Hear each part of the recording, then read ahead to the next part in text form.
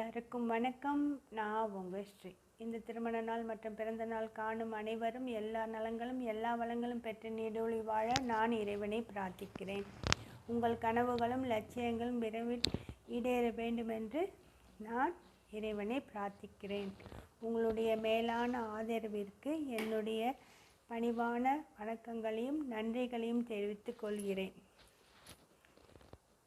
இன்றைக்கு குடும்பங்களில் எப்பையும் நிறைய பிரச்சனைகள் வந்துடுது. கூட்டு குடும்பமாக இருக்கிற குடும்பமாகனாலும் சரி, குழந்தைகள் தனி குடித்தனம் இருக்கின்ற குடும்பங்கள் ஆகட்டும் சரி, நிறைய பிரச்சனைகளை ஃபேஸ் பண்ணுறாங்க. இதெல்லாம் நம்ம அவாய்ட் பண்ணிக்கலாமே. எப்பையும் நம்மளுடைய வயசுக்கு தகுந்த மாதிரி இதெல்லாம் சற்று தள்ளி இருந்து பார்த்து நம்மளுடைய இறுதி காலம் ரிட்டையர்ட் லைஃப்பை சந்தோஷமாக வச்சுக்கலாமே. நீங்கள் நினைக்கலாம், என்னடா இந்த ஸ்ரீ எப்போ பார்த்தாலும் தள்ளி இருங்க, தனியாக வச்சுருங்க, அவங்கள அவங்க போக்கில் விடுங்க, இதுக்கு ஏதோ பிரச்சனையா அப்படின்னு நினைக்காதீங்க. எந்த பிரச்சனையும் இல்லை. திரும்ப திரும்ப சொல்கிறேன், எனக்கு எந்த பிரச்சனையும் இல்லை. இதை நான் நிறைய இடத்துல பார்த்துருக்கேன், அதனால் நான் சொல்கிறேன். இந்த 10 கட்டளையை நீங்கள் நல்ல மனசில் பதிய வச்சுக்கிட்டிங்கன்னா உங்களுக்கு எந்த பிரச்சனையும் வராது. இந்த வீடியோ ரொம்ப லென்த்தாக போகுங்கிறதுனால நான் ஃபஸ்ட்டு 5 பாயிண்ட் ஒரு வீடியோவும் அடுத்த 5 பாயிண்ட் ஒரு வீடியோவாகவும் சொல்கிறேன். அதற்கு முன்னாடி உங்கள் எல்லாருக்கும் என்னுடைய மகிழ்ச்சியை நான் உங்கள் கூட ஷேர் பண்ணிக்கிறேன். எங்கள் வீட்டுக்கு ஒரு புது வரவு, ஒரு இளவரசி எங்கள் வீட்டுக்கு வந்திருக்காங்க. ஆமாம், எனக்கு பேத்தி பிறந்திருக்காங்க. இந்த சந்தோஷமான மகிழ்ச்சியான செய்தியை உங்கள் கூட எல்லாம் பகிர்ந்துக்கிறேன். எங்களுடைய குழந்தைகளுக்கு உங்களுடைய ஆசீர்வாதங்கள் அனைத்தும் வேண்டுமென்று கேட்டுக்கொள்கிறேன். இப்போ நம்ம வீடியோக்குள்ளே போகலாம்.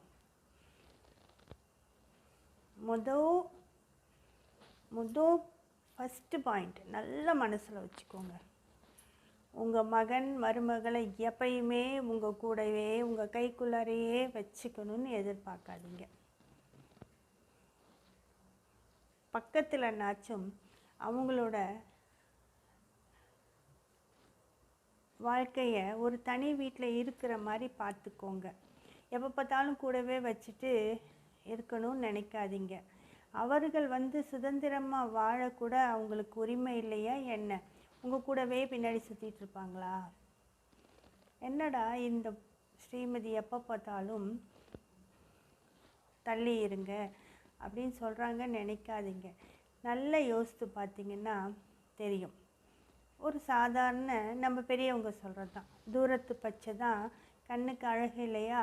அது மாதிரி அவங்க தள்ளி இருக்கட்டும், அவங்க அவங்களுடைய வாழ்க்கையை வாழட்டும். கூட்டு குடும்பமாக நம்ம கூடவே இருக்கணும் அப்படின்னு நினைக்காதீங்க. சரியா? செகண்ட் பாயிண்ட், உங்கள் மருமகளை நான் மகள் போல் பார்த்துக்கிறேன்னு சொல்லாதீங்க. எப்படி இருந்தாலும் அவங்க உங்கள் மகனுடைய மனைவி. எப்படி உங்களுக்கு மகளாக இருக்கிறாங்க, மருமகள் மகளாக இருக்கிறாங்க. ஆமாம், அதோட ஒரு சிறந்த உறவு ஒரு தோழியாக பாருங்கள். நல்லா ஷேர் பண்ணிக்கோங்க. உங்களோட சந்தோஷம் துக்கம் எல்லாத்தையும் ஷேர் பண்ணிக்கோங்க. அவங்கள ஒரு பெஸ்ட் ஃப்ரெண்டாக பாருங்கள்.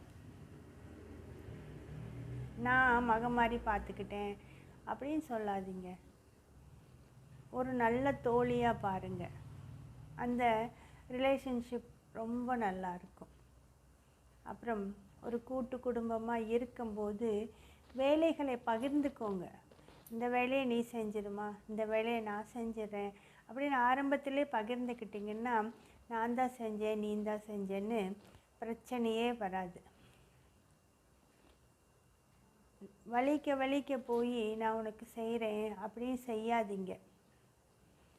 செய்யக்கூடாதுன்னு சொல்லலை, நான் தான் சொல்வேன் உங்கள் மகளாக இருந்தால் நீங்கள் செய்ய மாட்டீங்களான்னு. ஆமாம், நம்ம மருமகள் செய்யுங்க. அதுக்குன்னு சிலது அவங்க விரும்ப மாட்டாங்க.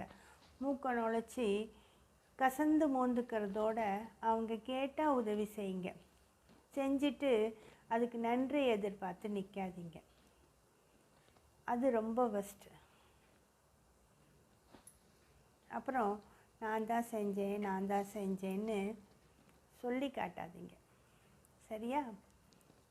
அப்புறம் அவங்களுடைய குணநலன்கள் எப்படி இருந்தாலும் அவங்கள திருத்த பார்க்காதீங்க.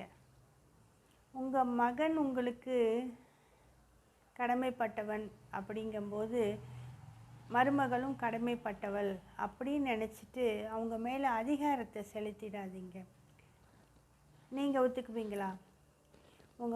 உங்கள் மாமியார் உங்களை அதிகாரம் பண்ணுனா, இல்லைம்மா நீ இப்படி சரியில்லை, உன் குணம் தப்பு அப்படின்னு ஒத்துக்குவீங்க? தப்பே இருந்தாலும் நம்ம ஒத்துக்குவோமா? இல்லை தானே? எந்த பெண்ணிற்கும் அவங்க அம்மா தான் அவங்க குறைகளை சுட்டி காட்டவும் குறைகளை சரி செய்யறதுக்கு உரிமை உண்டுன்னு நினைக்கிறவங்க. ஒரு பெண்ணாக நீங்கள் நினச்சி பாருங்கள், நான் சொல்கிற பாயிண்ட்டு கரெக்டாக இல்லையான்னு. அவங்களுடைய குணநலன் எப்படி இருந்தாலும் அது உங்களுடைய மகனுடைய பிரச்சனை, அவங்க பார்த்துக்குவாங்க. அவங்க ஒரு மெச்சூர்டானவங்க, பக்குவப்பட்டவங்க. அப்போ அவங்க அவங்களுடைய பிரச்சனைகளை பேசி தீர்த்துக்குவாங்க. அவங்கக்குள்ளே சண்டை வரும்போது நீங்கள் போய் சமாதானம் படுத்துகிறேன்னு தயவுசெய்து எரியிற நெருப்பில் எண்ணெயை ஊற்றிடாதீங்க. அவங்க பிரச்சனைகளை பார்த்துக்கிட்டு அவங்களே சமாதானம் ஆகிவிடுவாங்க. அவங்கக்கிட்ட போய் நீங்கள் வீட்டில் பெரியவங்க இருந்தால் புத்திமதி சொல்லுவாங்க. அது உங்ககிட்ட வர வரைக்கும் நீங்கள் வெயிட் பண்ணுங்க. எடுத்தோன்னே எனக்கு என் பையன் உரிமை அப்படி சொல்லி மருமகளை குற்றம் சொல்லி எந்த பஞ்சாயத்தும் பண்ணிடாதீங்க.